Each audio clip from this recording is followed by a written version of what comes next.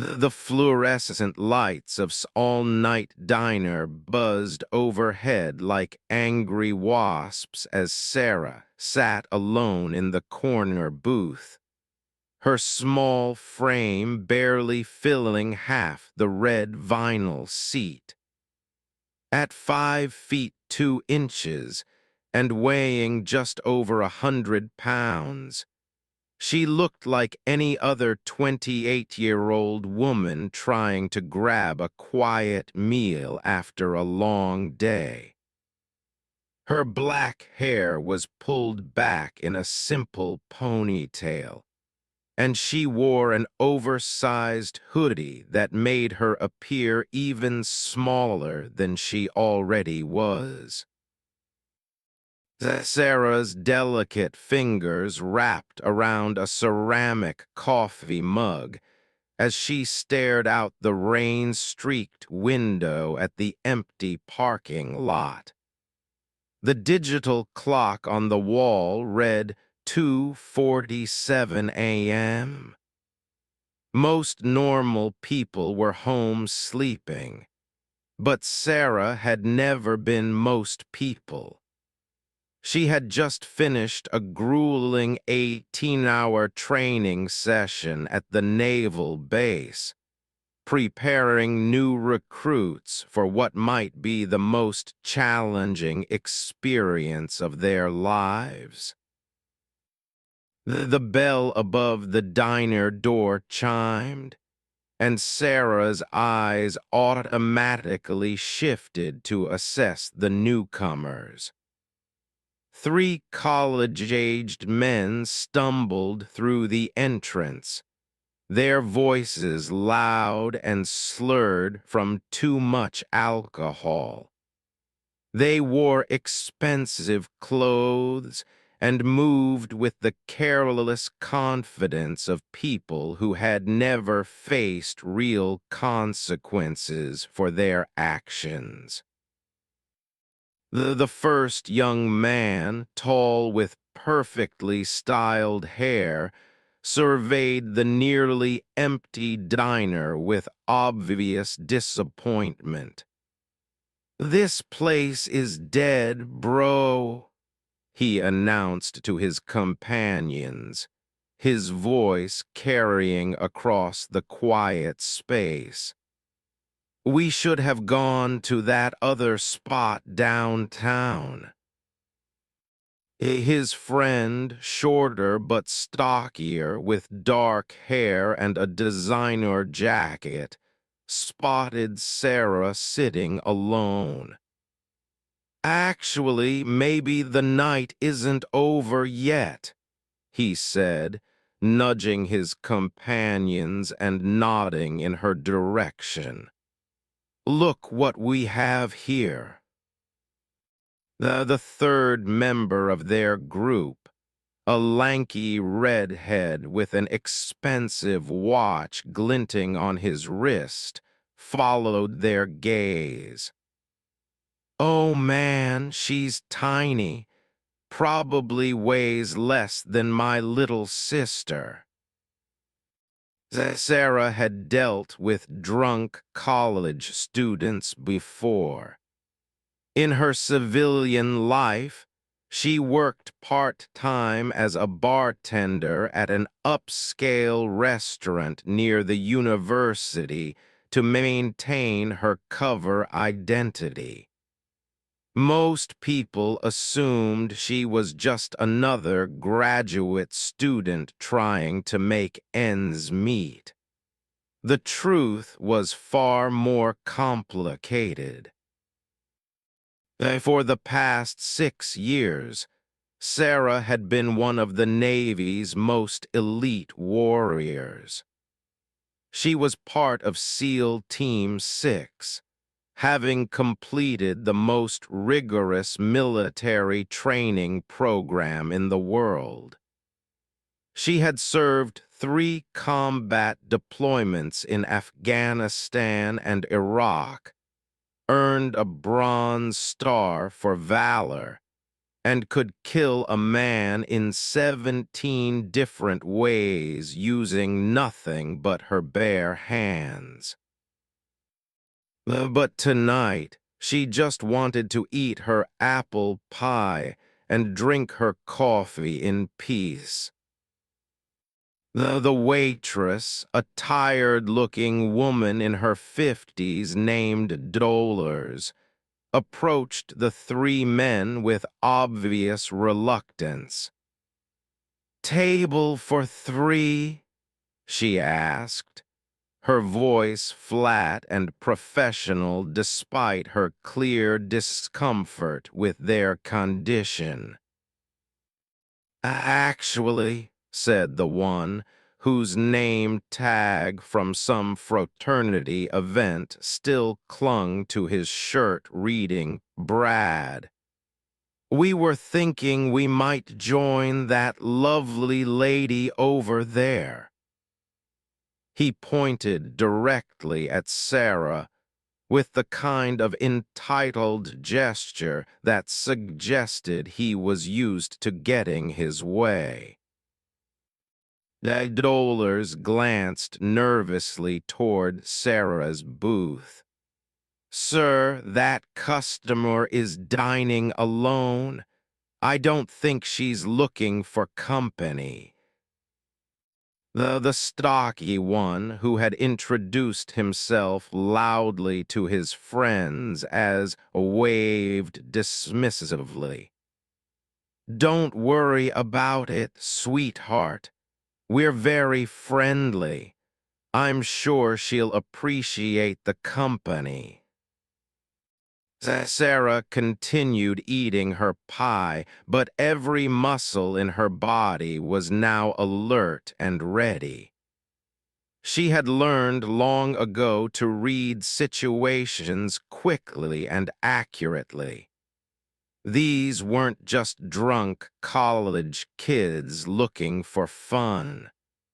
The way they moved, the way they looked at her, the tone in their voices, all suggested something more dangerous. In her peripheral vision, she watched as they ignored Doller's protests and began walking toward her table. The third one, whose expensive clothes screamed wealthy family, pulled out his phone and started recording. "This is going to be hilarious," he whispered to his friends loud enough for Sarah to hear. "Watch this." Brad reached her table first and slid into the booth across from her without invitation. Sat down next to him, effectively blocking one side of her exit route. The redhead remained standing, pointing his phone camera at the scene. "Well, hello there, beautiful," Brad said, his words slurring slightly. "You look lonely sitting here all by yourself. Mind if we keep you company?" Sarah looked up slowly, her dark eyes meeting his with a calmness that seemed to unsettle him for just a moment. "Actually, I do mind," she said quietly, her voice steady and clear. "I'd prefer to eat alone." Laughed loudly. "Oh, come on, don't be like that. We're just trying to be friendly. You should be grateful that guys like us are even talking to you." "Yeah," added Brad, leaning forward aggressively. "Do you know who we are? My father owns half the real estate in this city. Here is the starting quarterback for the university team. We don't usually talk to girls like you." The redhead with the camera snickered. "She's probably some community college dropout working 3 jobs just to afford this place." Sarah took a slow sip of her coffee, her expression never changing. "I've asked you politely to leave me alone. This is your second chance to do the right thing." "A second chance?" His voice rose with indignation. "Who do you think you are, giving us chances? You should be thanking us for the attention." Dolores appeared beside the table, her face flushed with anxiety. "Please, you're disturbing other customers. I'm going to have to ask you to either take your own table or leave." Brad turned to her with a sneer. "Mind your own business, Grandma. We're just having a conversation with our new friend here." The situation was escalating exactly as Sarah had predicted it would. She had seen this pattern dozens of times during her civilian cover work. Young men, usually wealthy and privileged, who had never been told no, who believed their money and status gave them the right to do whatever they wanted to whoever they wanted. "One last time," Sarah said, her voice still quiet but carrying an undertone that made the redhead stop recording for a moment. "Leave me alone." Zé slammed his hand down on the table, making the coffee mug jump. "Or what? What are you going to do about it, princess? Call the police? Cry?" That's when Sarah made a decision that would change all their lives forever. She stood up slowly, her movements fluid and controlled. At her full height, she was still shorter than all 3 of them, but something about the way she carried herself made the space around her seem to shift. "I'm going to give you one final opportunity to walk away," she said, her voice now carrying the unmistakable authority of someone who had commanded troops in combat zones. "Take it." Brad laughed nervously, but there was something in Sarah's eyes that was starting to make him uncomfortable. "You're threatening us? That's rich. What are you, some kind of karate expert or something?" The redhead raised his phone again. "This is perfect. Tiny girl thinks she's tough." I stood up, too, using his 6-foot frame to try to intimidate her. "Nobody talks to us like that, especially not some nobody waitress." "I'm not a waitress," Sarah said simply. And that's when made the biggest mistake of his life. Frustrated by her calm demeanor and feeling embarrassed in front of his friends, he drew back his hand and slapped Sarah across the face with all the force he could muster. The sound of the slap echoed through the quiet diner like a gunshot. For a moment, everything was completely silent. Sarah's head had turned slightly with the impact, but she didn't stumble, didn't cry out, didn't even raise her hand to her cheek where a red mark was already forming. Instead, she slowly turned her head back to look directly at, and for the first time since they had approached her table, she smiled. It was not a friendly smile. That, she said quietly, was a mistake. Dolers had already reached for the phone behind the counter to call 911, but she paused when she saw the look in Sarah's eyes. Something told her that the police might not be necessary. The three young men suddenly found themselves in a situation they had never experienced before. They had expected tears, fear, maybe some angry words they could laugh about later. Instead, they were looking at someone who appeared completely unaffected by what they had just done. You can't touch us, Brad said, but his voice lacked its earlier confidence. We'll sue you, we'll have you arrested, we'll...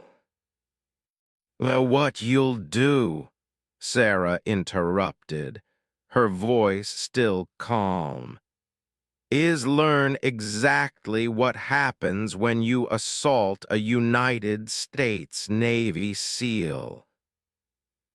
The words hung in the air like a bomb waiting to explode. His face went white. You're lying. Sarah reached into her pocket slowly, never taking her eyes off the three men.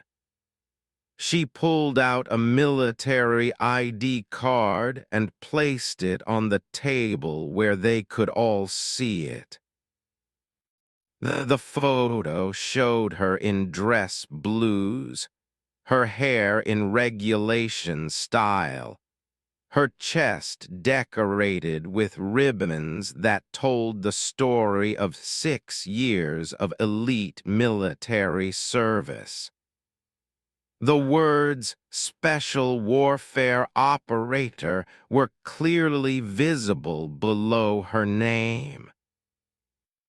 My name is Sarah, she said, her voice now carrying the full weight of her authority.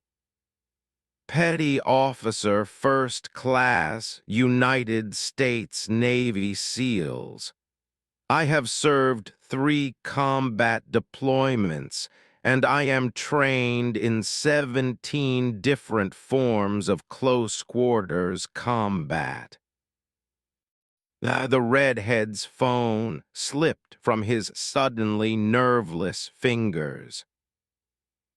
Now, Sarah continued, still standing calmly beside the table, you have attacked a member of the United States military.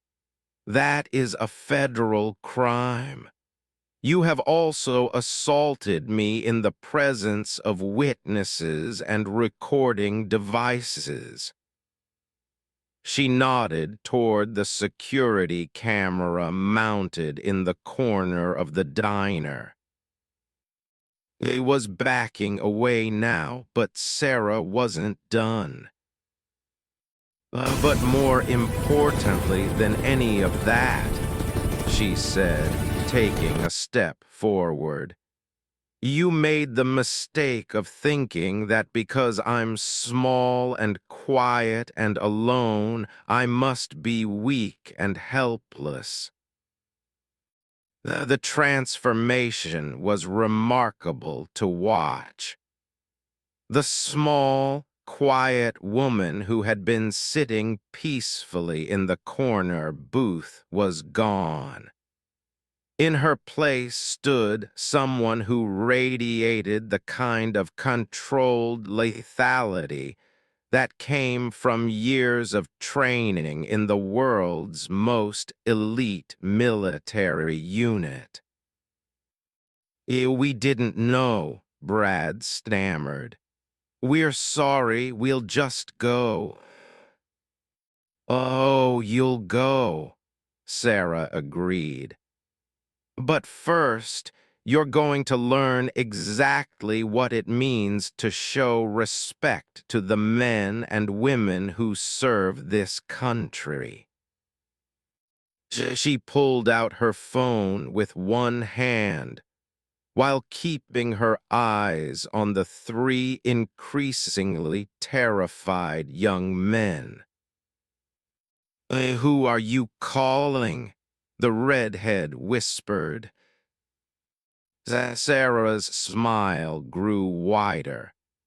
My commanding of commanders' voice carried the weight of 30 years in the Navy, and it cut through the phone line with unmistakable authority. "Are you injured?" "No, sir, minimal contact," Sarah replied, her eyes never leaving the three increasingly pale college students. But the assault was witnessed and recorded by the perpetrators themselves. Outstanding. What's your location?" Sarah gave him the address of all-night diner, and she could hear the commander's chair creaking as he sat up. "I'll have shore patrol there in 15 minutes. Are the subjects still on scene?" Yes, sir. They seem reluctant to leave." This was an understatement. Brad and the redhead were now clustered together near their table, whispering frantically among themselves. The bravado that had carried them through the evening had evaporated completely, replaced by the dawning realization that they had made a catastrophic error in judgment. Sir, Brad finally worked up the courage to speak, his voice shaking. "We can pay you whatever you want. My family has money." Sarah held up one finger to silence him while she finished her conversation with Commander. "Sir, one of the subjects just attempted to offer me a bribe." The silence on the other end of the phone lasted exactly 3 seconds. When the commander spoke again, his voice had dropped to the temperature of an Arctic winter.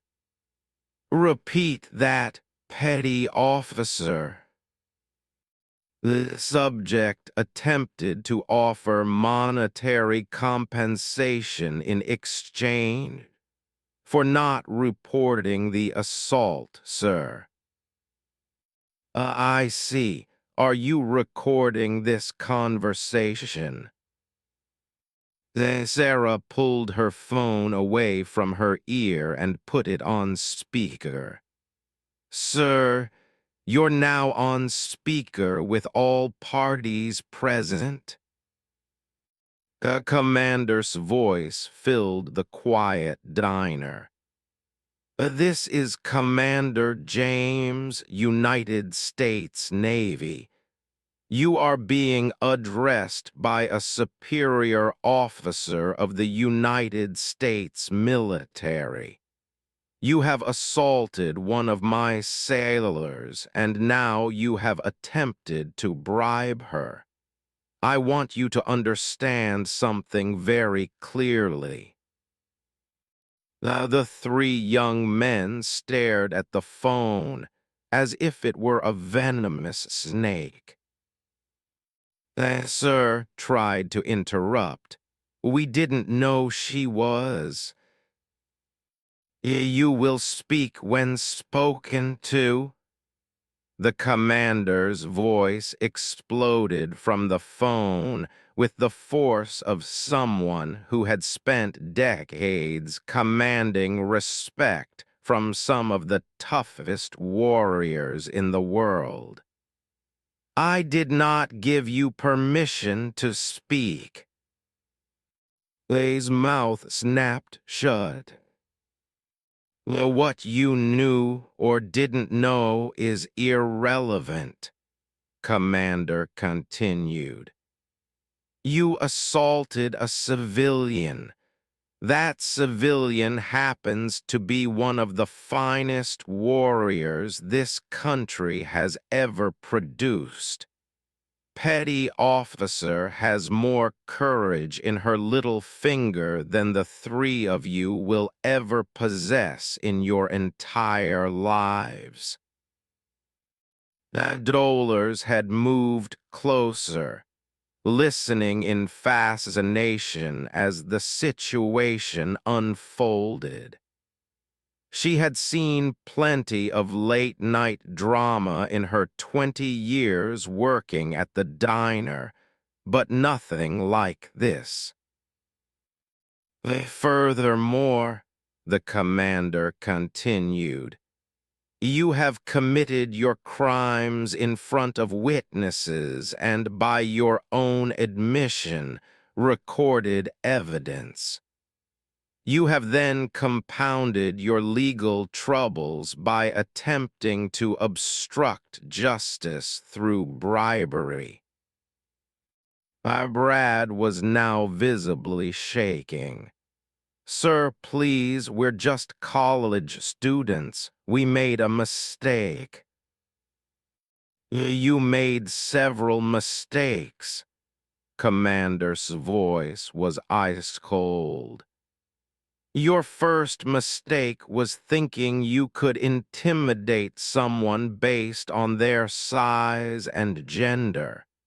Your second mistake was laying hands on a member of the United States military. Your third mistake was thinking you could buy your way out of the consequences. The redhead, whose name they had learned was Tyler, finally found his voice. What's going to happen to us? Sarah answered before the commander could speak. What's going to happen is that shore patrol will arrive shortly. They will take statements from all witnesses and collect all evidence, including the recording on your phone. You will then be transported to the base for questioning. The base, Tyler's voice cracked. The military installations have jurisdiction over crimes committed against military personnel, Sarah explained calmly. You're about to experience military justice firsthand. As if summoned by her words, the sound of approaching vehicles could be heard outside. Through the diner's windows, they could see the distinctive white vehicles of the Naval Shore Patrol pulling into the parking lot. their blue lights cutting through the darkness, and tried one more desperate gambit. Look, we're really sorry, okay? Can't we just apologize and forget this whole thing happened? Sarah studied his face for a long moment. Do you know what I've been doing for the past 6 years? Navy stuff. I've been hunting terrorists in some of the most dangerous places on Earth, Sarah said quietly. I've kicked down doors in Afghanistan. I've conducted rescue missions in Iraq. I've saved the lives of American hostages and eliminated threats to our national security. The three young men listened with growing dread. Do you know why I do that job? Well, they shook their heads. I do it to protect people who can't protect themselves. I do it to ensure that bullies and criminals don't get to hurt innocent people.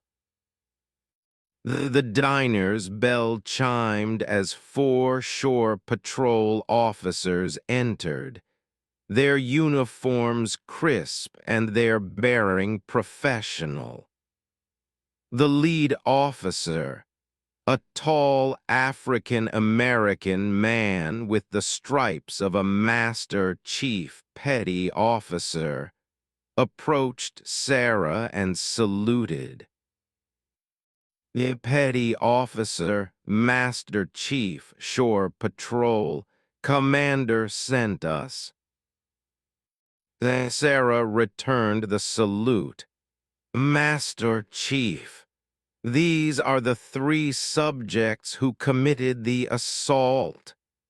She gestured to Brad and Tyler, who were now huddled together like lost children.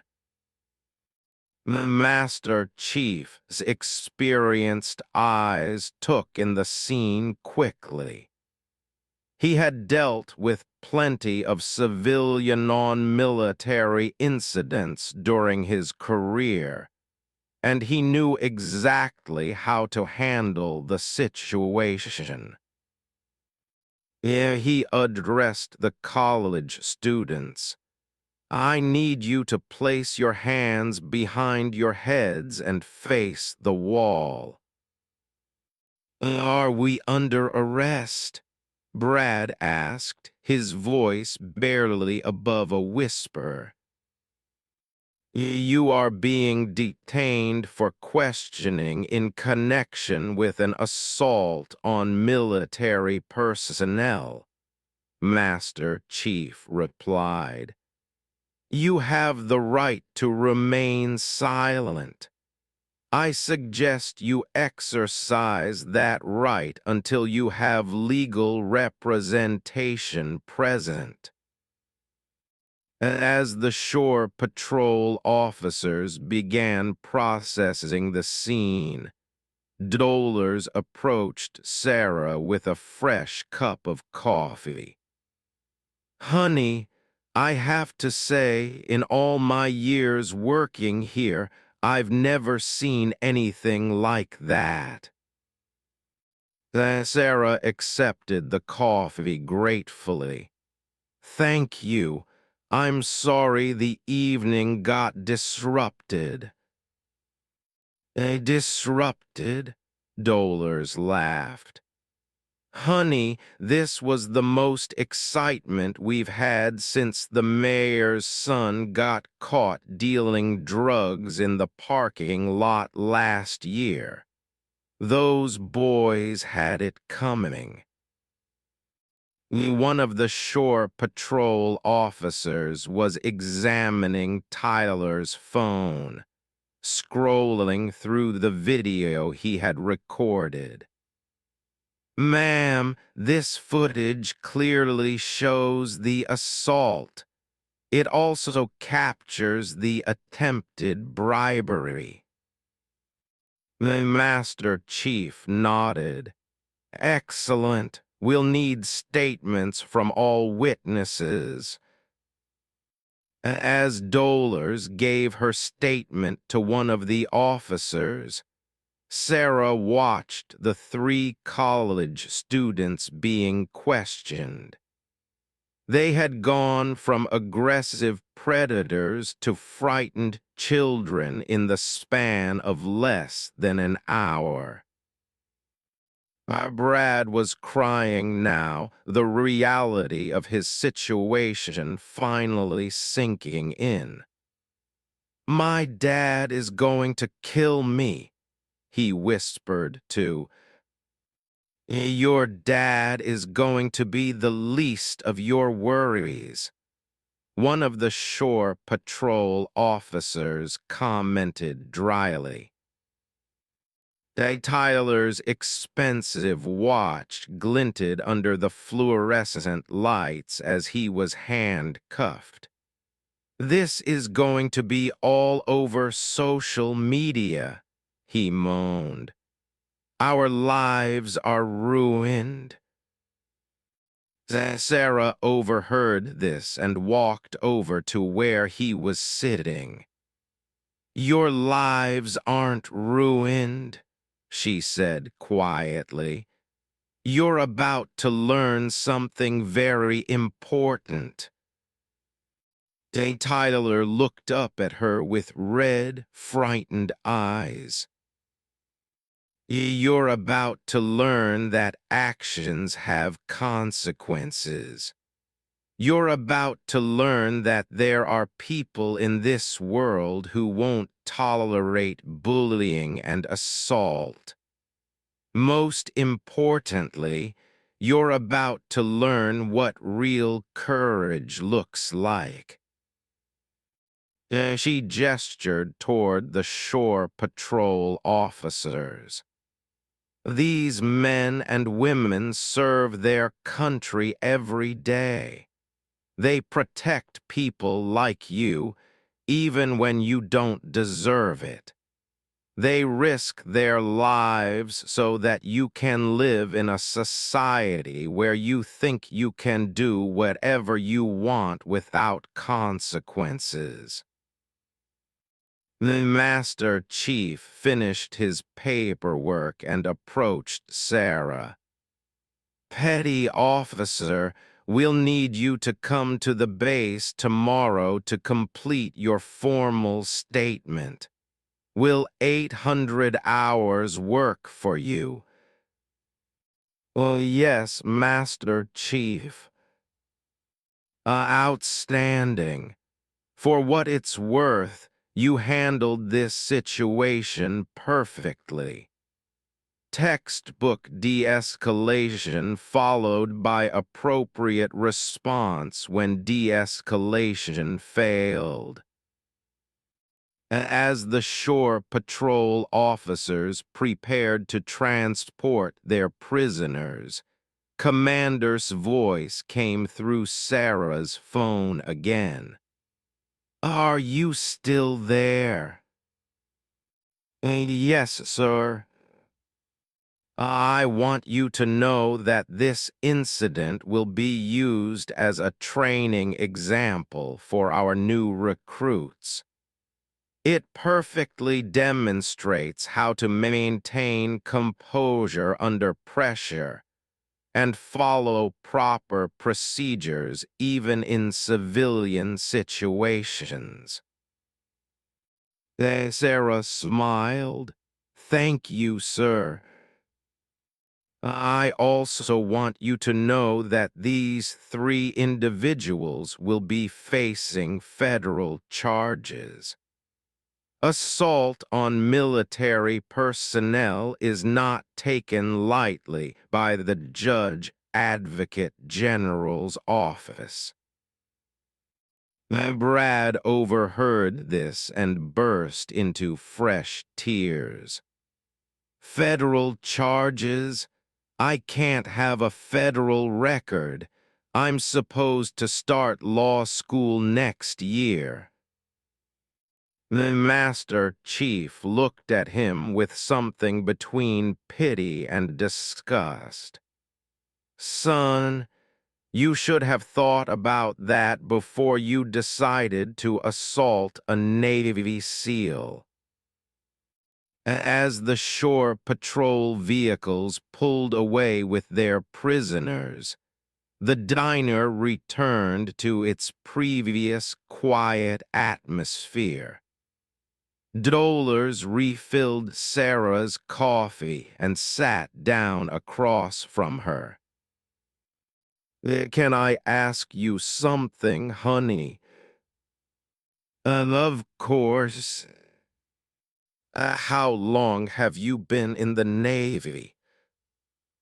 6 years next month." And you're really a SEAL?" Sarah smiled. "I really am." What's a girl like you doing in a job like that?" Sarah considered the question seriously. "When I was growing up, my neighborhood wasn't very safe. There were gangs, drugs, violence. I watched a lot of good people get hurt because they couldn't defend themselves." She took a sip of her coffee. "I decided that I never wanted to be helpless again. More than that, I wanted to be someone who could protect others who couldn't protect themselves." Is it hard, being a woman in that kind of work?" Everything worthwhile is hard," Sarah replied. "But I've never regretted it for a second." Dolers nodded thoughtfully. "Those boys tonight, they probably never met anyone like you before." Probably not. Most people go their whole lives without meeting real consequences for their actions. They live in a bubble where money and status protect them from the real world. Not tonight." "Not tonight," Sarah agreed. As the clock approached 4 a.m., Sarah finally finished her long-delayed piece of apple pie. The adrenaline from the confrontation had worn off, leaving her feeling tired but satisfied. Her phone buzzed with a text message from Commander. "A preliminary investigation shows all 3 subjects have previous complaints filed against them for similar behavior. University disciplinary records show pattern of harassment and assault. You may have prevented more serious crimes." Sarah showed the message to Dolers, who shook her head in disgust. "So they've done this before?" Apparently, which means tonight wasn't just about teaching them a lesson. Tonight might have saved their next victims. As Sarah prepared to leave, Dolers refused to let her pay for her meal. "It's on the house, honey. Consider it a thank you from everyone who's ever been bullied by rich kids who think they own the world." Sarah left a generous tip anyway and headed toward the door. As she reached for the handle, dolors called after her. Sarah. She turned back. The next morning at exactly 800 hours, Sarah walked through the gates of Naval Base Hampton Roads, her civilian clothes contrasting sharply with the crisp uniforms surrounding her. She had chosen to wear simple jeans and a black sweater, wanting to present herself as the ordinary citizen she had been when the assault occurred. The base was already bustling with activity as sailors and officers went about their morning duties. Sarah made her way to the Shore Patrol headquarters, a stark concrete building that housed the military police operations for the entire base. The Master Chief was waiting for her in the lobby, his uniform as pristine as it had been the night before despite the early hour. "Good morning, petty officer, right on time." Good morning, Master Chief. How did our guests enjoy their accommodations?" This weathered face cracked into a slight smile. "Let's just say they've had a very educational night. Two of them haven't stopped crying since we brought them in." He led her down a long corridor lined with official photographs and maritime artwork. "Commander wants to debrief with you before we take your formal statement. He's in conference room Alpha." Sarah had worked with Commander for 3 years, but she had never seen him as angry as he was when she walked into the conference room. The 52-year-old officer had served in every major conflict since the Gulf War, and his face bore the weathered look of a man who had seen humanity at both its best and worst.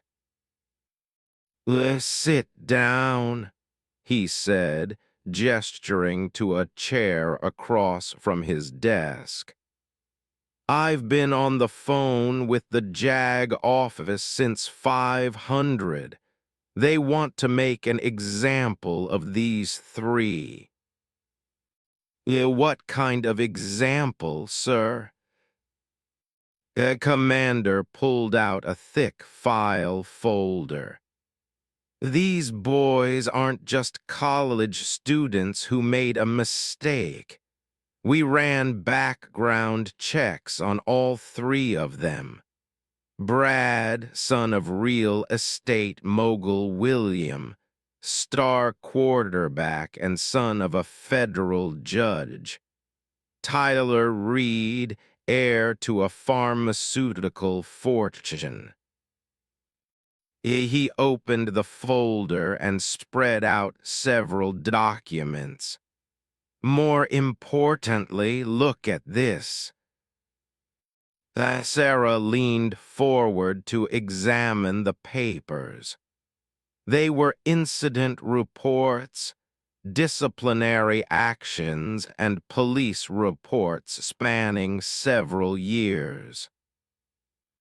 "Brad has been accused of sexual assault twice, but the charges were dropped both times when his father's lawyers got involved. Has 3 arrests for public intoxication and disorderly conduct. All charges dismissed. Tyler Reed was caught dealing prescription drugs on campus last year, but somehow the evidence disappeared.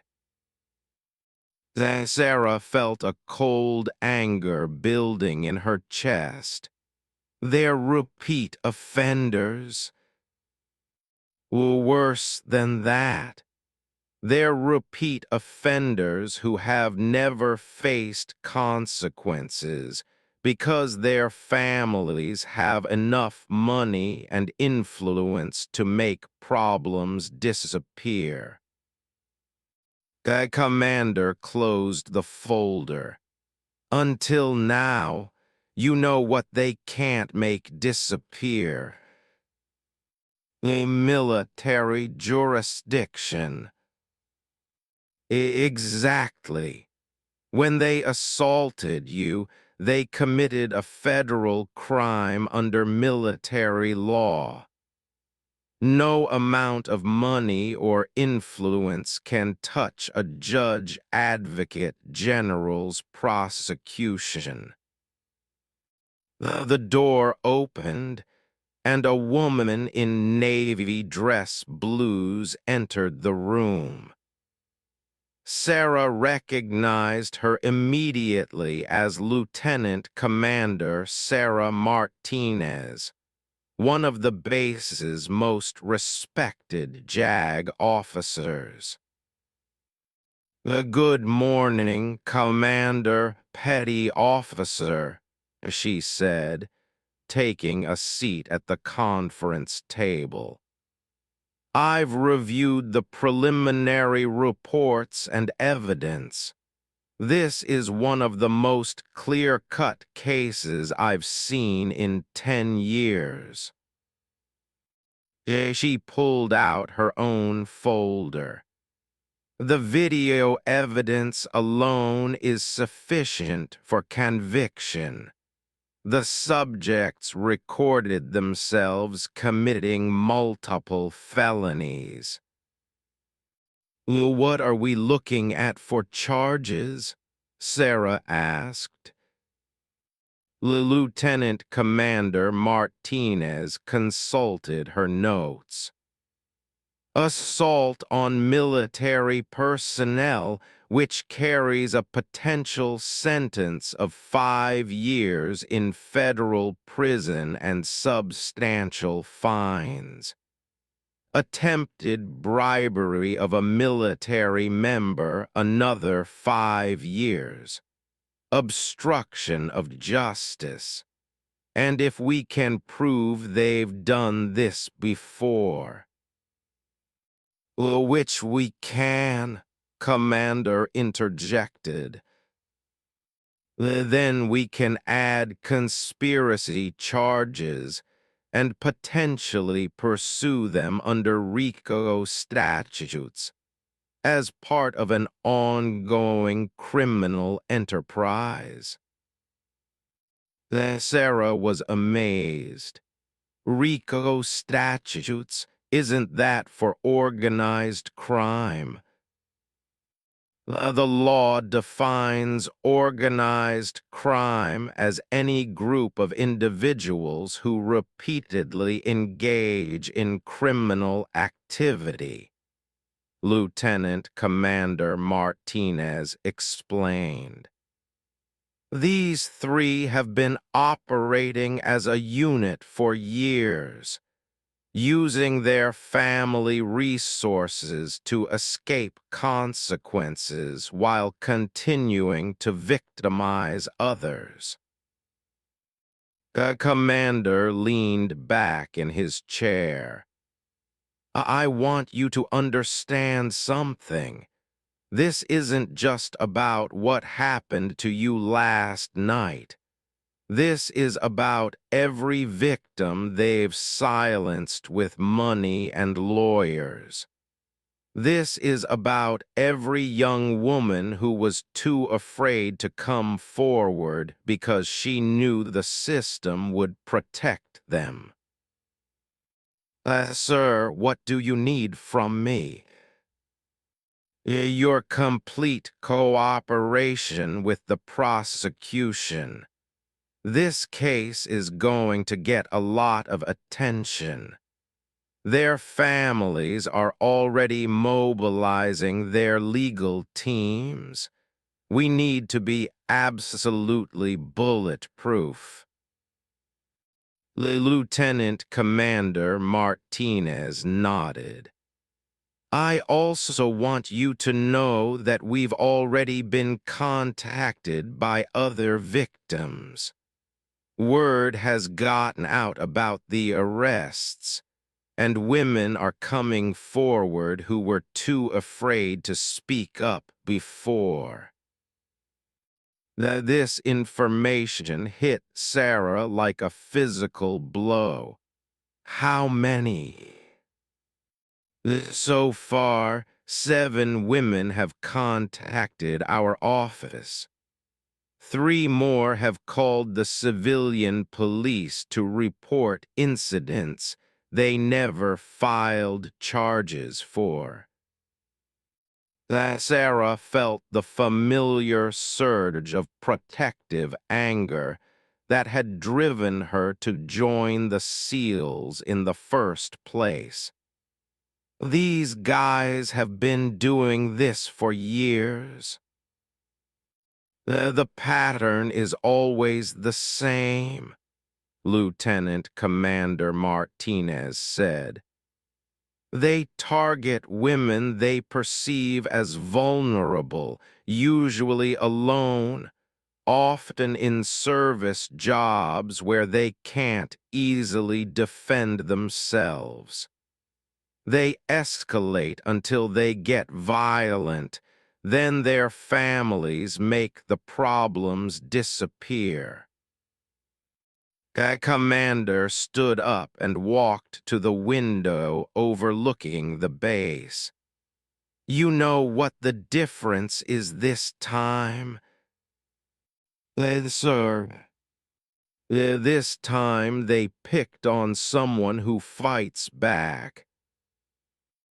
2 hours later, Sarah had completed her formal statement and reviewed all the evidence collected from the scene. The video from Tyler's phone was particularly damning, showing not only the assault, but also the clear premeditation in their approach to her table. As they were finishing up the paperwork, Master Chief knocked on the conference room door. Excuse me, Commander, but the subject's attorneys have arrived and are requesting to speak with Petty Officer. Commander and Lieutenant Commander Martinez exchanged glances. Absolutely not, the commander said immediately. Sir, they're claiming that their clients were intoxicated and didn't understand they were assaulting a service member. They want to negotiate a plea deal. Sarah laughed, but there was no humor in it. They want to claim they're too stupid to be held responsible for their actions. That appears to be their strategy, Master Chief confirmed. Lieutenant Commander Martinez gathered her papers. They can negotiate with the JAG office. Petty Officer is a victim and a witness, not a party to any plea discussions. What kind of plea are they talking about? Sarah asked. According to their lawyers, they're willing to accept community service and anger management classes in exchange for dropping all charges. The silence in the room was deafening. The commander was the first to speak, his voice deadly quiet. Community service and anger management classes for assaulting a Navy SEAL and attempting to bribe her. That's what they're proposing, sir. Sarah stood up slowly. Master Chief, would it be possible for me to observe the questioning of the subjects? That's unusual but not prohibited under military law. Why do you ask? Because I want to look them in the eye when they try to claim they didn't know what they were doing. Lieutenant Commander Martinez nodded approvingly. That's not a bad idea. Seeing their victim might help them understand the gravity of their situation. An hour later, Sarah found herself in an observation room watching through one-way glass as Brad sat across from two military investigators. His expensive clothes from the night before had been replaced with an orange detention jumpsuit, and his perfectly styled hair was disheveled from a sleepless night in a military cell.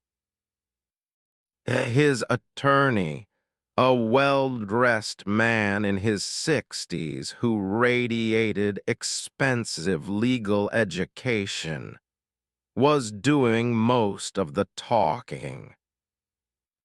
My client admits that he made some poor choices last night, but he was heavily intoxicated and not thinking clearly. He had no way of knowing that the woman he approached was a member of the military. The lead investigator, a weathered chief petty officer with 25 years of experience, wasn't impressed. Counselor, your client assaulted a civilian. The fact that she happened to be military just adds federal charges to what was already a serious crime. But the severity of the charges is based on her military status, the attorney argued. My client couldn't have formed the intent to assault a service member because he didn't know she was one. Brad finally spoke up, his voice shaky but still carrying traces of his earlier entitlement. I want to apologize to her.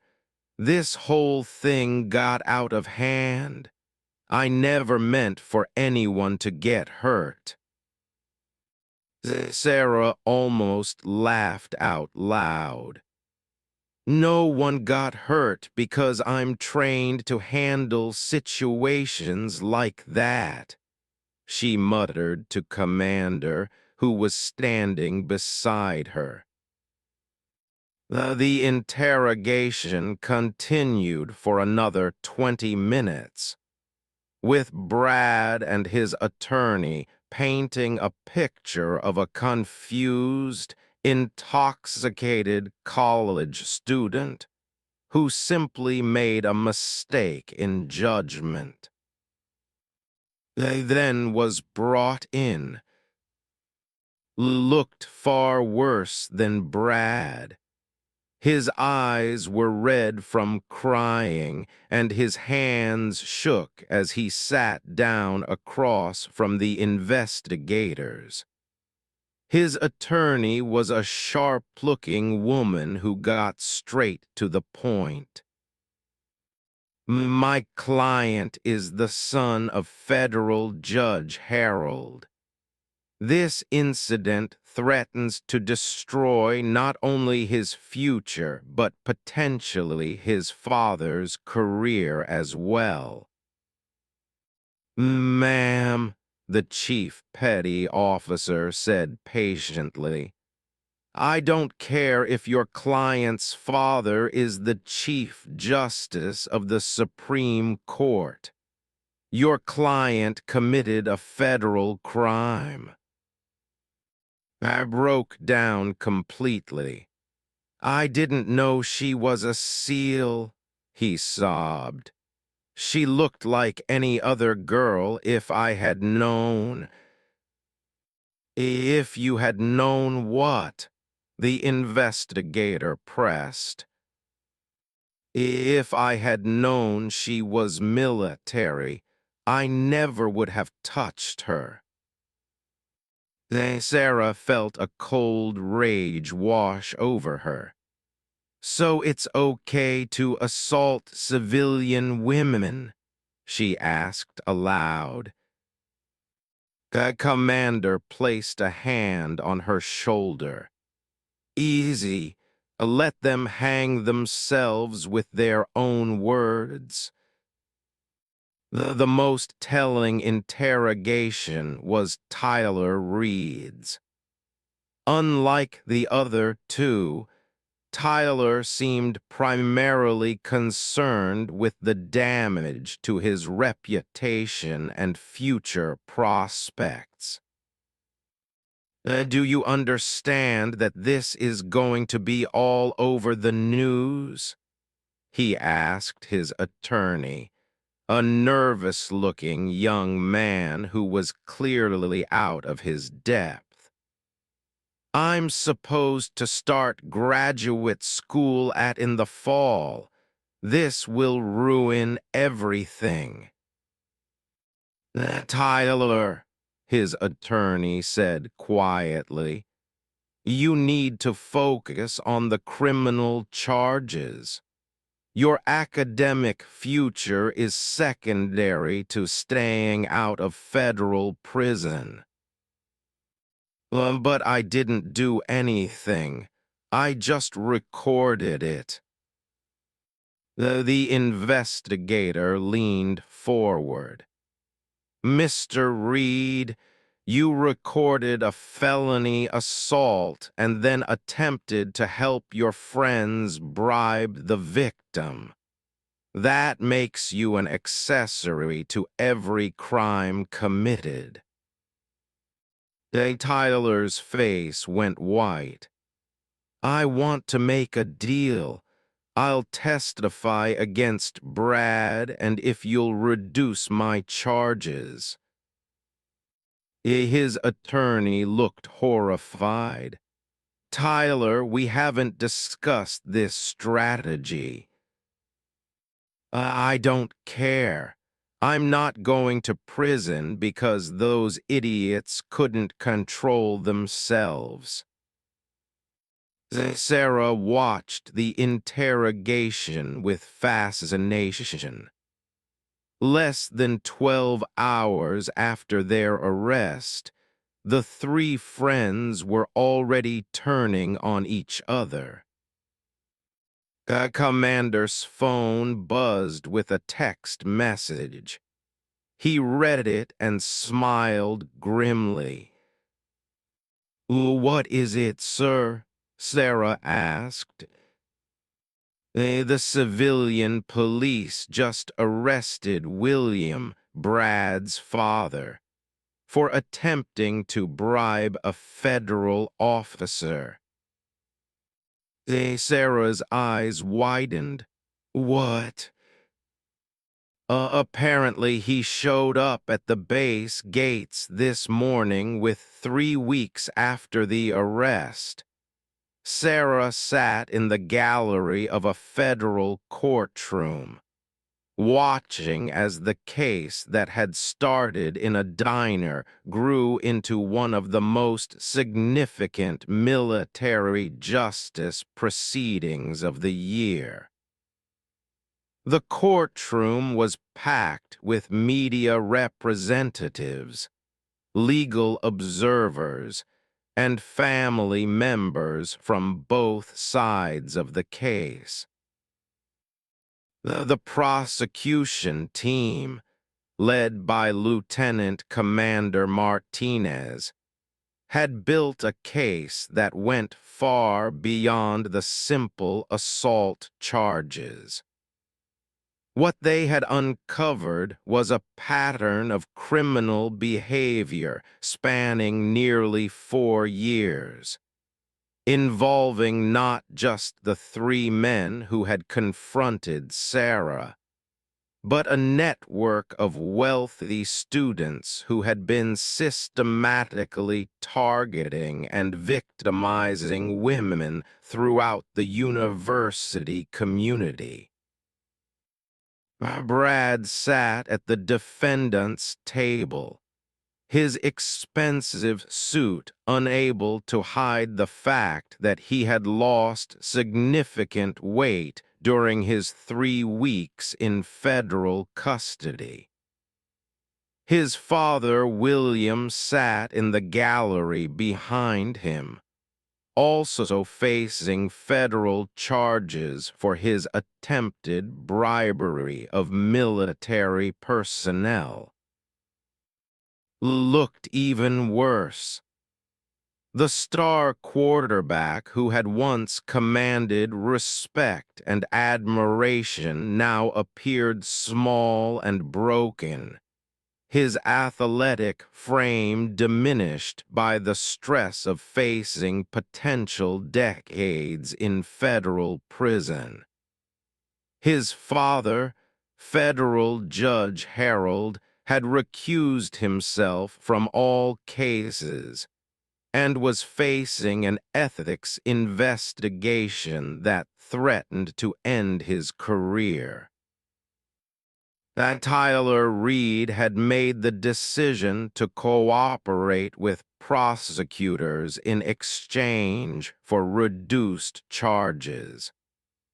His testimony had opened floodgates that the defense attorneys were still struggling to contain. Your Honor, Lieutenant Commander Martinez addressed the judge. The government calls Tyler Reed to the stand. Tyler walked slowly to the witness box, his head down and his shoulders slumped. He had traded his designer clothes for a simple gray suit, and his once confident demeanor had been replaced by obvious shame and fear. After being sworn in, Lieutenant Commander Martinez began her questioning. Mr. Reed, please tell the court about the events that led to your arrest on the night of March 15th. Tyler's voice was barely audible as he began his testimony. We had been drinking at several bars near the university campus. Brad and were talking about finding someone to mess with. What do you mean by mess with? They liked to pick out women who were alone, usually working-class women they thought wouldn't fight back. They would approach them, make them uncomfortable, sometimes get physical if the women tried to resist. Sarah felt her jaw clench. as Tyler described a pattern of behavior that had been going on for years. Had you witnessed this behavior before the night you were arrested? Yes, ma'am, many times. Can you describe specific incidents? Tyler looked toward his former friends at the defense table, then back at the prosecutor. There was a waitress at a restaurant near campus, cornered her in the storage room and tried to force himself on her. When she threatened to call the police, Brad threatened to have his father buy the restaurant and fire her. Did they carry through on this threat? Brad's father bought the restaurant 2 weeks later. The waitress was fired the same day. The gallery erupted in murmurs, and the judge called for order. Lieutenant Commander Martinez continued. What about other incidents? There was a girl who worked at the campus bookstore. She rejected when he asked her out, so they started a campaign to get her fired. They spread rumors that she was stealing from the register. Brad's father made calls to the university administration. Was she fired? Yes, ma'am, and blacklisted from other campus jobs. Sarah watched the faces of Brad, and as their former friend detailed their crimes, neither of them showed any remorse, only anger at being exposed. Mr. Reed, how many women would you estimate were targeted by this group? Tyler was quiet for a long moment. Over the past 3 years, maybe 20 or 30. Some we just harassed until they quit their jobs or transferred schools. Others, he trailed off. Others what, Mr. Reed? Others were assaulted, and Brad both committed sexual assault multiple times. They knew that their families' lawyers could make the charges disappear. While the defense attorney jumped to his feet. Objection! This is hearsay and speculation. The federal judge, a stern woman in her 60s named Judge Williams, overruled the objection. The witness is testifying about events he personally observed. Continue, Mr. Reed. Tyler's testimony continued for 2 hours, painting a picture of systematic predatory behavior that had been enabled by family wealth and influence. By the time he was finished, there wasn't a person in the courtroom who didn't understand the scope of what had been happening. During cross-examination, Brad's attorney tried to discredit Tyler's testimony. Mr. Reed, isn't it true that you're only testifying against your friends to save yourself from prison? Yes, sir, that's true. The attorney looked surprised by the honest answer. So you admit you have a motive to lie? Tyler looked directly at Brad and, I have a motive to tell the truth. I've been lying for these guys for 3 years, helping them hurt innocent people. I'm tired of lying.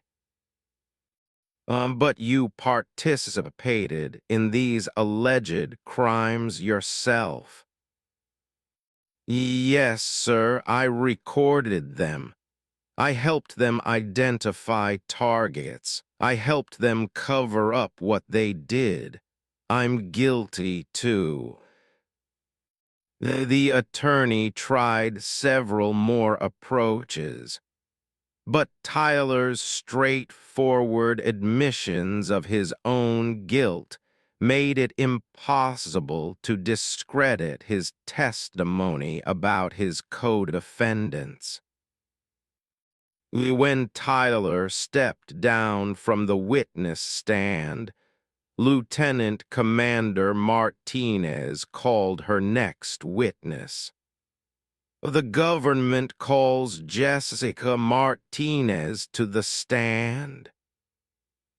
A young woman in her early 20s walked to the witness box.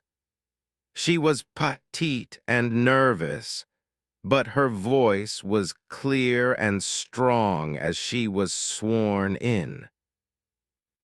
Ms. Martinez, please tell the court about your encounter with the defendants in October of last year.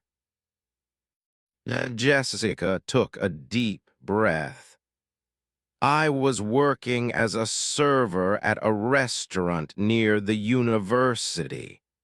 The 3 defendants came in late one night, very drunk. They were making inappropriate comments to all the female staff. What happened when you served their table? They grabbed my arm when I tried to clear their plates. When I asked him to let go, he pulled me down onto his lap and put his hands on me inappropriately. Sarah felt her hands clenching into fists as Jessica described the assault. I struggled to get away, and he eventually let me go. But as I was walking away, Brad grabbed me from behind and he touched me in a way that was completely inappropriate. Did you report this incident? I tried to. I told my manager, and he said he would call the police. But the next day, I was called into the owner's office and fired. They said I had been caught stealing, which was completely false. What happened when you tried to find another job? Jessica's voice started to shake. I couldn't find work anywhere near the university.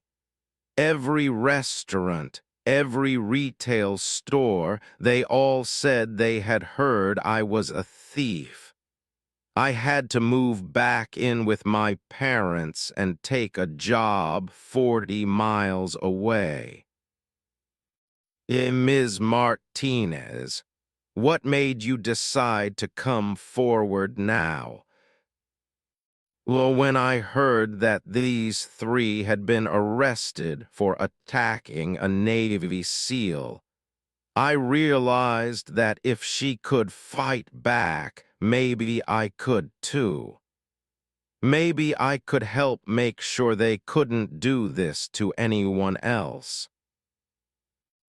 Jessica's testimony was followed by 6 more women, each telling similar stories of harassment, assault, and systematic retaliation when they tried to seek help.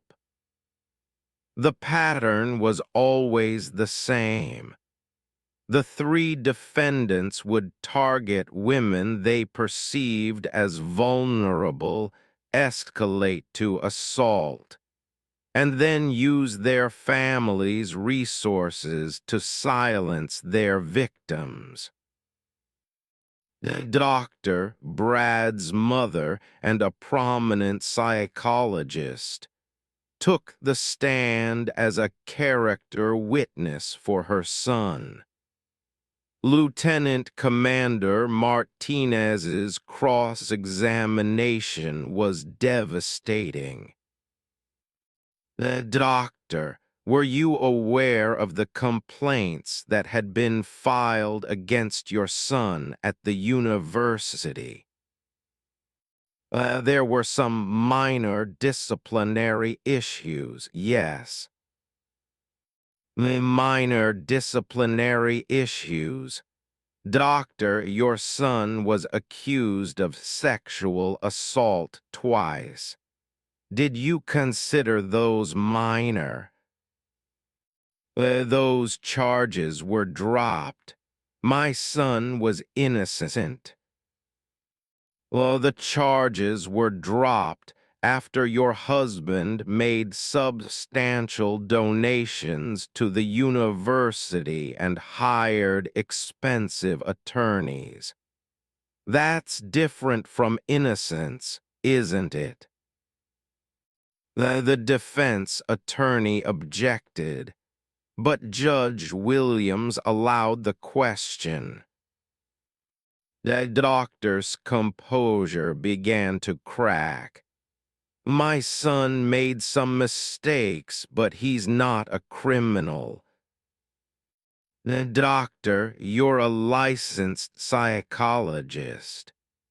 Based on your professional experience, how would you describe someone who repeatedly targets vulnerable women for sexual assault? Objection. Sustained. But the damage was done. Doctor's attempt to portray her son as a misunderstood young man had backfired completely.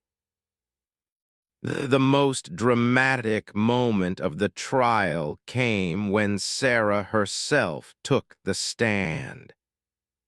As she walked to the witness box in her dress blue uniform, her ribbons and decorations telling the story of her military service, the courtroom fell completely silent.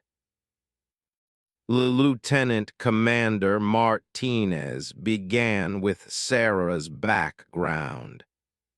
Petty officer, please tell the court about your military service.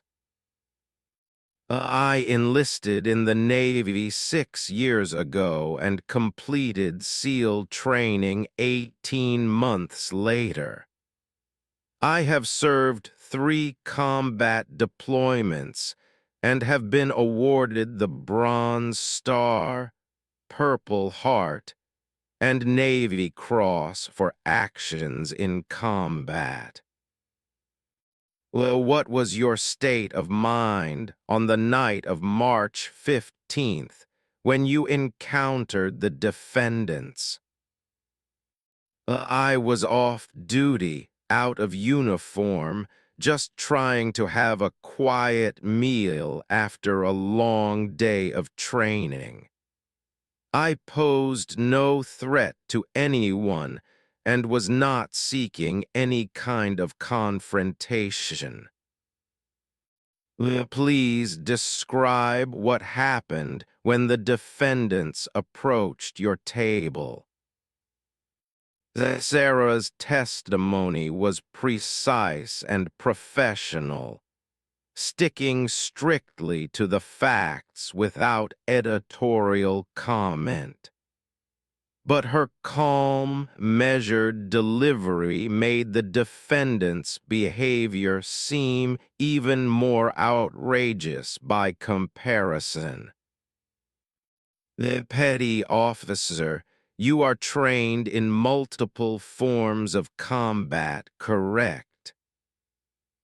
Yes, ma'am. At any point during this encounter, did you consider using that training to defend yourself? Sarah paused for a moment, considering her answer. No, ma'am. The defendants were intoxicated civilians who posed no serious physical threat to me. My training includes de-escalation techniques and appropriate use of force.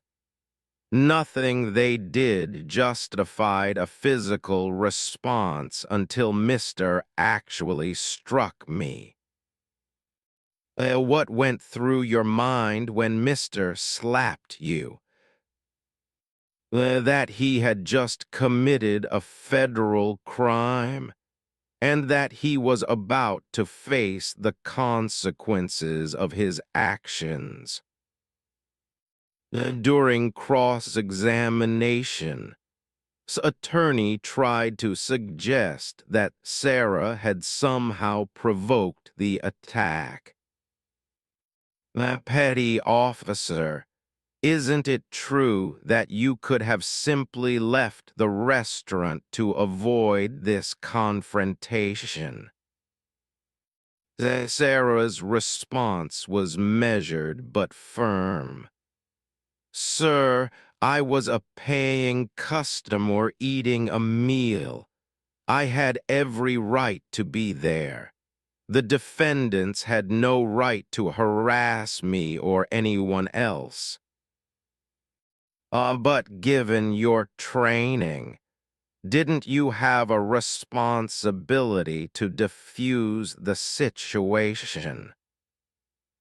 I attempted to defuse the situation multiple times by asking them to leave me alone. They chose to escalate instead. Couldn't you have identified yourself as military personnel to prevent the assault? Sarah looked directly at before answering.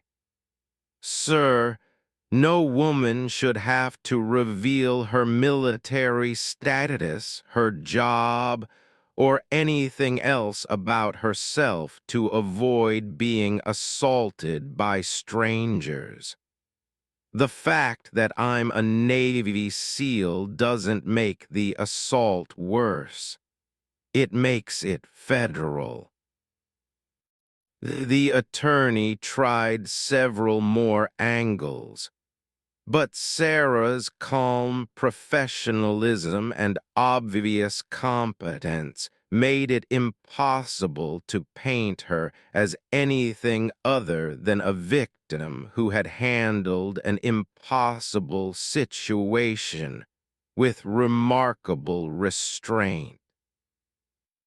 When the trial concluded 3 days later, the jury deliberated for less than 2 hours before returning guilty verdicts on all counts for all three defendants. Brad was sentenced to 8 years in federal prison, followed by 5 years of supervised release. His father received 3 years for attempted bribery of federal personnel. Received 10 years in federal prison, with his sentence enhanced due to his role as the primary aggressor. His father resigned from the federal bench in disgrace. That Tyler Reed, in exchange for his cooperation, received 3 years in federal prison and 5 years of supervised release. But the most significant outcome wasn't the prison sentences. The investigation had exposed a systematic pattern of sexual assault and harassment at the university, leading to federal oversight of campus security and victim services.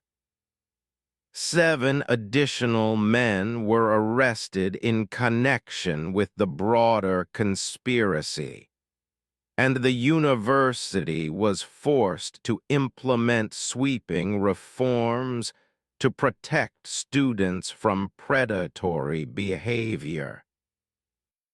As Sarah left the courthouse on the final day of the trial, she was approached by Jessica Martinez and several of the other women who had. "Petty officer," Jessica said, "I want to thank you, not just for what you did that night, but for showing us that it's possible to fight back." Sarah shook her hand firmly. "You're the ones who showed Co 6 months after the trial." Sarah stood before a packed auditorium at the Naval Academy, addressing a graduating class of new officers. The events at all-night diner had become legendary throughout the military, not just as a story of justice served, but as a perfect example of how to handle civilian-military interactions with professionalism and restraint. "The future officers," Sarah began, her voice carrying clearly through the large auditorium. "You will spend your careers protecting people who may never know your names or understand the sacrifices you make. Some of those people will respect and honor your service. Others will challenge, test, or even assault you." The young listened intently as Sarah continued. "The measure of your character won't be determined by how you handle those who respect you. It will be determined by how you conduct yourself when facing those who don't." After her presentation, Sarah was approached by a young woman in midshipman's uniform. "Ma'am, I wanted to thank you for sharing your story. I'm entering the SEAL training pipeline after graduation, and knowing that someone like you has gone before me makes it seem possible." Sarah smiled at the earnest young woman. "What's your name, midshipman?" "Ma'am, Maria." Well, midshipman, if you have the determination to get through SEAL training, you already have everything you need to succeed. The only question is whether you're willing to pay the price." "Ma'am, can I ask you something personal?" Sarah nodded. Do you ever regret not just walking away that night? I mean, you could have avoided the whole situation. Sarah considered the question seriously. Midshipman, I learned something important that night. Evil succeeds when good people choose to do nothing. If I had walked away, those 3 men would still be out there hurting women. But you put yourself at risk. I put myself at risk every time I deploy overseas. That's what we do.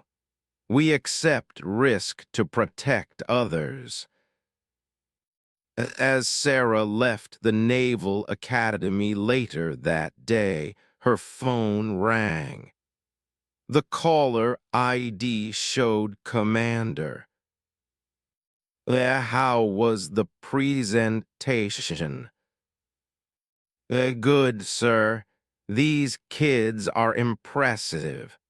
Much more so than the college students we dealt with 6 months ago. Speaking of which, I thought you'd want to know that we got an update from the federal prison system. Brad was attacked by other inmates last week. Apparently, word got out about his crimes against women. Sarah felt no satisfaction at this news. How badly was he hurt? By broken ribs, concussion, he'll recover. But he's been moved to protective custody. Sir, I know this might sound strange, but I'm not glad he was hurt. That doesn't sound strange at all. It sounds like exactly what I'd expect from one of my best sailors. You wanted justice, not revenge. What about the others? Is reportedly doing better. He's been participating in counseling programs and has apparently become something of an advocate for other inmates with anger management issues. And Tyler Reed? Reed was released last month for good behavior. He's enrolled in community college and working with victim advocacy groups. Apparently, testifying against his friends was a turning point for him. Sarah was surprised by this news. He's working with victim advocacy groups. According to his probation officer, he speaks to high school and college groups about the consequences of bystander behavior and how social pressure can lead people to participate in crimes they would never commit alone. After her conversation with Commander, Sarah drove to a small near the university where the original assault had taken place. She was meeting with Dr. Harrison, a social psychologist who had been studying the case and its aftermath. Dr. Harrison was a small, intense woman in her 40s who specialized in the psychology of sexual assault and institutional responses to violence. She had been following the and read case since the trial, using it as the basis for research into how wealth and privilege enable criminal behavior. Sarah, thank you for meeting with me, Dr. Harrison said as they settled into a quiet corner booth. I know your time is valuable. Doctor, your research could help prevent other situations like this. That makes it important. Dr. Harrison opened a thick folder filled with documents and research notes. I've been tracking the outcomes not just for the perpetrators, but for their victims and the broader university community. The results are fascinating. In what way? Well, first, the university has seen a dramatic increase in reports of sexual assault and harassment since the trial. At first glance, that might seem like things are getting worse, but it's actually the opposite. Sarah looked confused. How so? The reports aren't increasing because there's more assault happening. They're increasing because victims feel empowered to come forward. Your case showed them that wealthy, connected perpetrators can be held accountable. Dr. Harrison pulled out a chart showing incident reports over time. Before your case, the university was averaging about 12 reported sexual assaults per year. In the 6 months since the trial, they've received over 40 reports. Well, that's a good thing. It's an excellent thing. It means women are no longer accepting that assault is just something they have to endure in silence. They're demanding justice. Dr. Harrison flipped to another set of documents. More importantly, the university has had to completely overhaul their response procedures. They can no longer sweep these cases under the rug when wealthy families apply pressure. What about the women who at the trial? How are they doing? That's where the story gets really interesting. Jessica Martinez, who about being assaulted at the restaurant, has enrolled in law school. She wants to specialize in prosecutor work, specifically handling sexual assault cases. Sarah smiled. That's wonderful.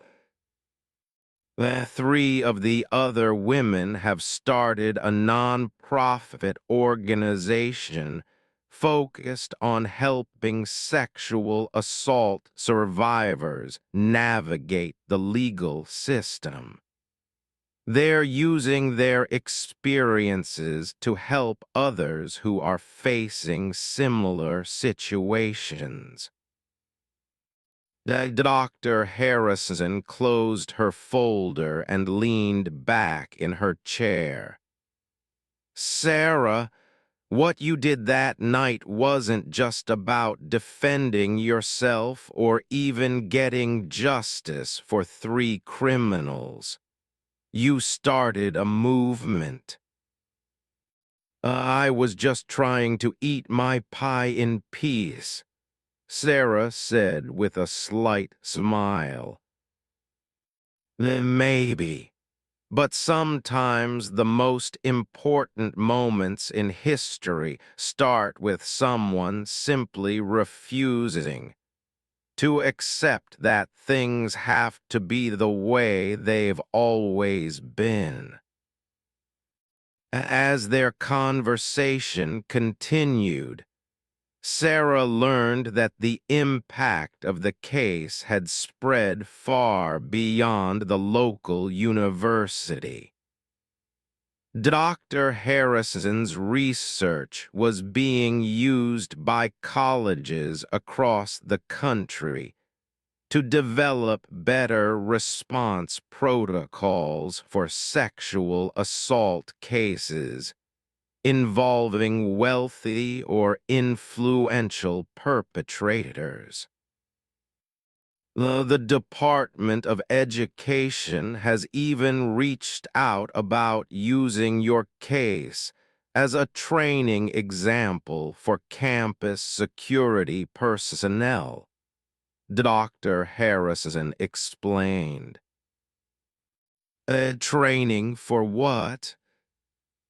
How to properly investigate assault cases when the perpetrators have family resources that might typically influence the outcome. Your case proved that thorough investigation and proper legal channels can overcome attempts to buy justice. After her meeting with Dr. Harrison, Sarah decided to visit its all-night diner. She hadn't been back since the night of the assault, and she was curious to see how the place had changed.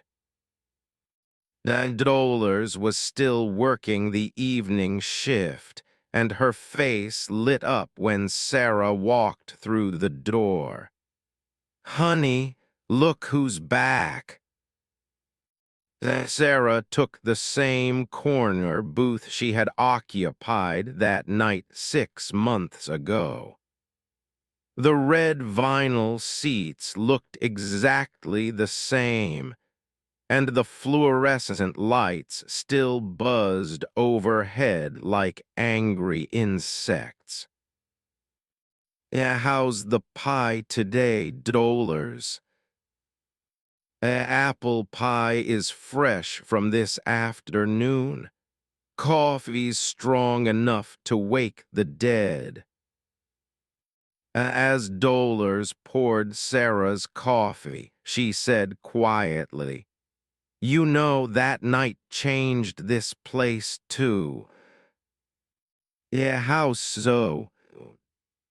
Well, first off, we've got new security cameras everywhere. The owner figured if we're going to catch criminals, we might as well do it right.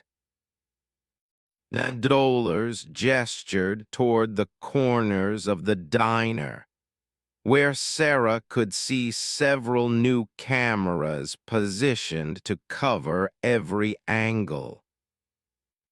But more than that, we've had 3 different situations where men were bothering women customers, and other customers stepped in to help. People don't just sit by and watch anymore. That's good to hear. Just last week, some guy was harassing one of our regular customers, a young woman who comes in to study. Before any of us staff could do anything, 2 other customers got up and told him to leave her alone. Dolores refilled Sarah's coffee cup. I think people realized that they have the power to stop bad things from happening if they're willing to speak up. As Sarah ate her pie, she reflected on all the changes that had rippled out from that one night. 3 criminals were in prison. Their families had faced consequences for their enabling behavior. Dozens of victims had found their voices, and an entire university community had learned that justice was possible even when it seemed impossible. Her phone buzzed with a text message from Maria, the midshipman she had met earlier that day. "Ma'am, I just wanted you to know that I submitted my paperwork for SEAL training today. Thank you for showing me that it's possible." Sarah smiled and typed back, "The only limits are the ones you accept. Reject them all." As she prepared to leave the diner, Dolores refused to let her pay for her meal, just as she had 6 months earlier. "It's still on the house, honey. Always will be." "Dolores, can I ask you something?" Of course." Do you think those 3 men learned anything from what happened to them?" Dolores considered the question seriously. "I think 2 of them did.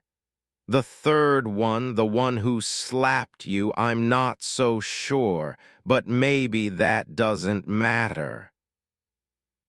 What do you mean?" "Well, they're not out there hurting women anymore, are they? And all the women who came forward, all the changes at the university, all the young women who now believe they can fight back when someone tries to hurt them. That's what really matters." As Sarah walked out of the diner into the cool evening air, she thought about Dolores' words. Justice wasn't always about changing the hearts and minds of criminals.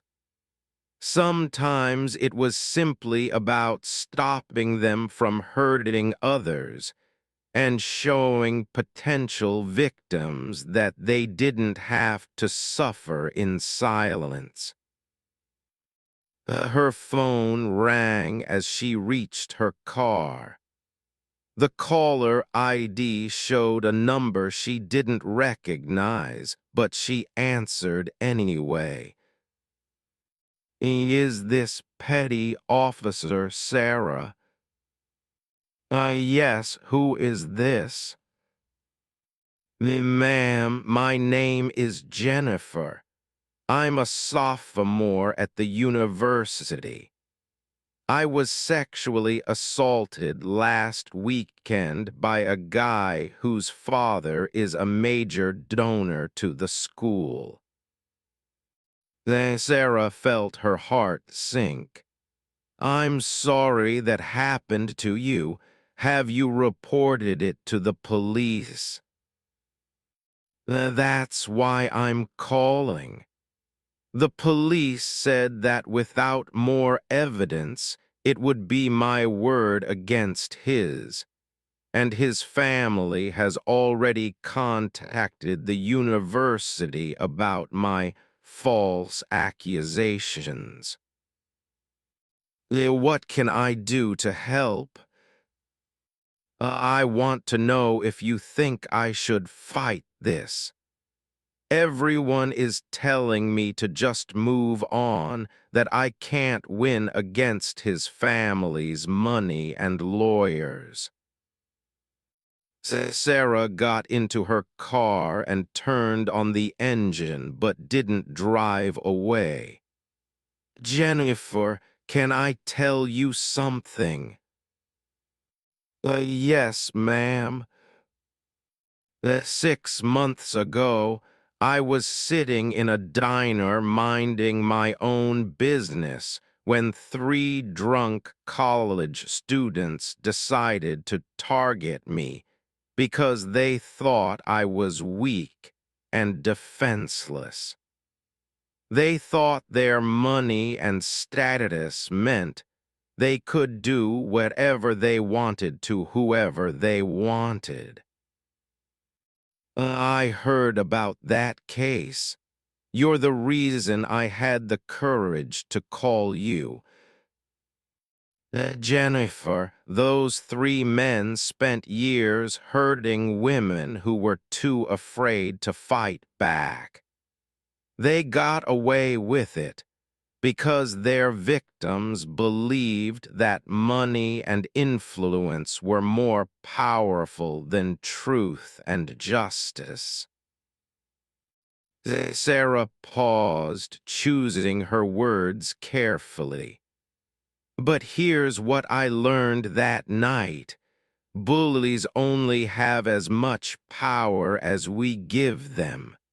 The moment someone stands up and says no more, their power starts to crumble. But what if I try to fight and lose? What if I just make things worse for myself?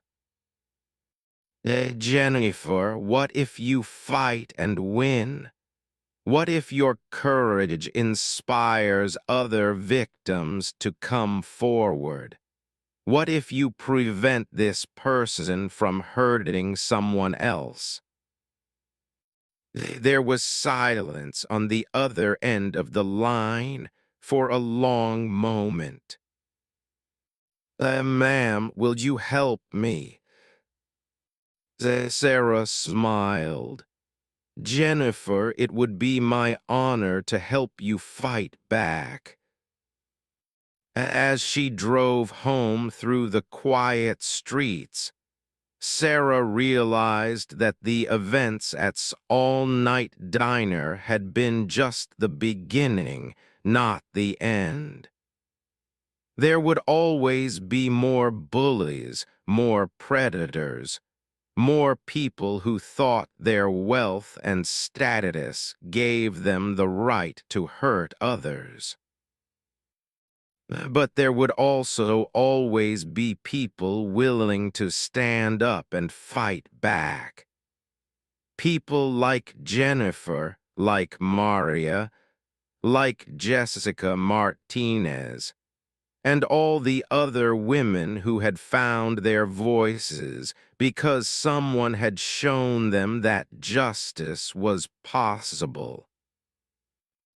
Sarah had joined the Navy SEALs to protect people who couldn't protect themselves.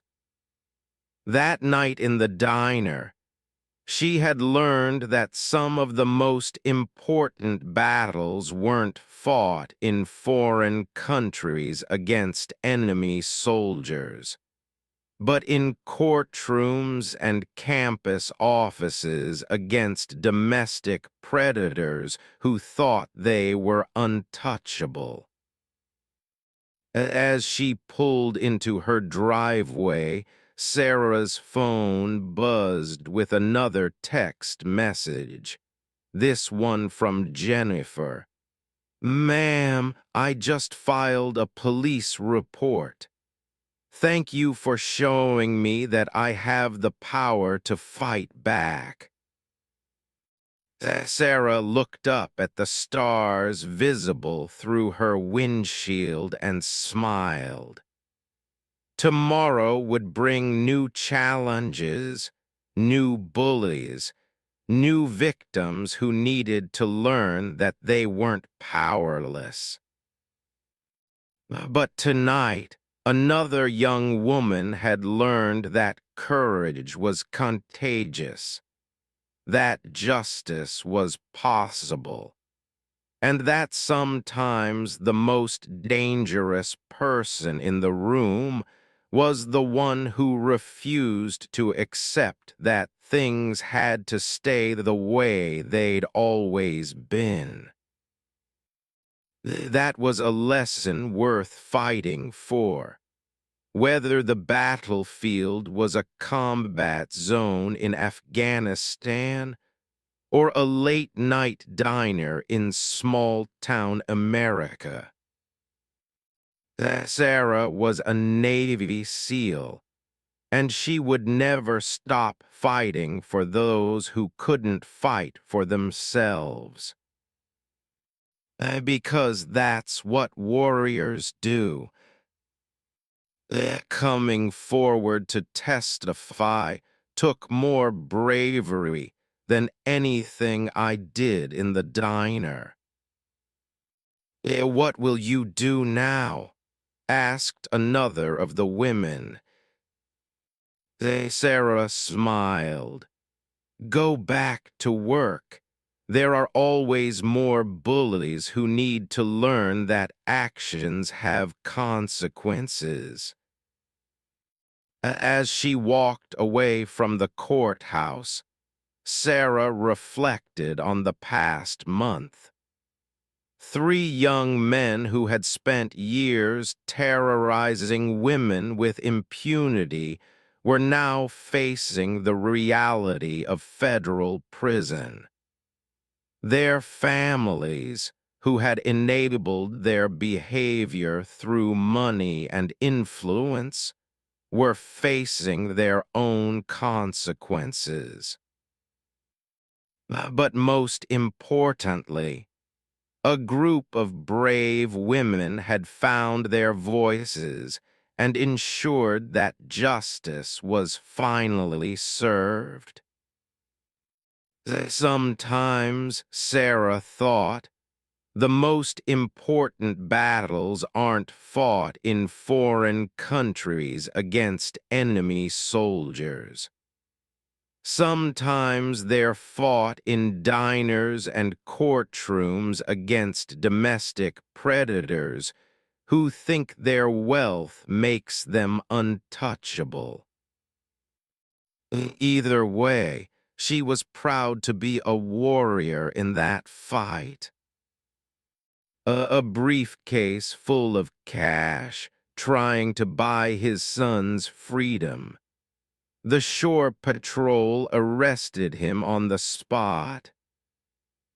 Lieutenant Commander Martinez shook her head in amazement. These people really don't understand how the military works, do they? They're about to get a very thorough education, Commander said grimly. As the interrogations continued, Sarah realized that what had started as a simple assault case was growing into something much larger. The 3 young men had opened a door they couldn't close, and now their entire families were being pulled into the consequences of their actions. For years, they had used money and influence to avoid responsibility for their crimes. But military justice operated by different rules, and no amount of wealth or family connections could protect them now. Sarah thought about all the women who had been victimized by these 3 over the years, women who had been silenced by expensive lawyers and family pressure.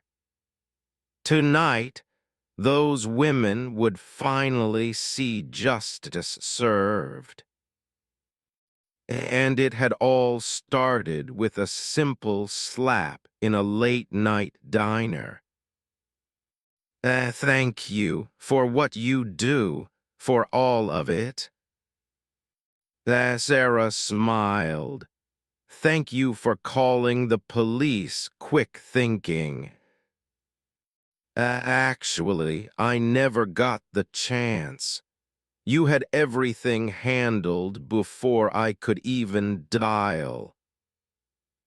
As Sarah walked out into the cool pre-dawn air, she reflected on the evening's events. In a few hours, those three young men would be sitting in a military detention facility, finally facing real consequences for their actions. Their parents would be called, lawyers would be contacted, and a federal investigation would begin. But more importantly, they had learned something that their money and privilege had never taught them. That there are people in this world who will stand up to bullies, no matter how powerful those bullies think they are. Sarah was one of those people, and tonight, three young men had learned that the hard way. It's his job to know when one of his people has been assaulted. He tends to take these things very personally. As she dialed, she added almost conversationally, "He's also going to want to see that recording you made. I assume you'll be happy to provide it as evidence." The phone rang twice before a gruff voice answered. "This is Commander." Sir, this is Petty Officer. I need to report an assault on military personnel."